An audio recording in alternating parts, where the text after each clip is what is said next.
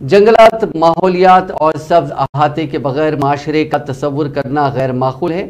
ماحولیات کے تحفظ کی اہمیت کو دیکھتے ہوئے تلنگانہ حکومت نے ریاست کی تشکیل کے فوراً بعد ایکشن پلان تیار کیا ہے۔ آج ہم صرف ایک دہائی کے عرصے میں حکومت کے عزم اور استقامت کے نتائج دیکھ رہے ہیں۔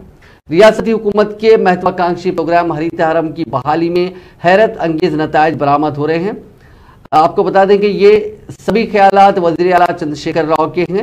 انہوں نے کہا کہ تمام طبقات کے تعاون سے جنگلات اور سبززار کو بڑھایا جا رہا ہے۔ حیدرآباد شہر نے ورلڈ گرین سٹی ایوارڈ 2022 حاصل کیا، جو کہ باغبانی کی بین الاقوامی تنظیم کی طرف سے پیش کیا گیا، جو کہ حال ہی میں تعمیراتی سرگرمیوں کے ساتھ کنکریٹ کے جنگل کے طور پر ابھرے ہوئے شہر میں سبز احاطے کو بہتر بنانے کے لیے پیش کیا گیا۔ وزیر اعلیٰ نے کہا کہ ہمارا بنیادی مشن فطرت کا تحفظ ہے، حالانکہ بے حد ترقی اور تیز رفتار تکنیکی اختراعات کا مشاہدہ کرنا ہے۔ ماحول کو بچانے کے لیے مناسب حفاظتی اقدامات شروع نہ کرنے کے نتیجے میں ہم گلوبل وارمنگ کا سامنا کر رہے ہیں۔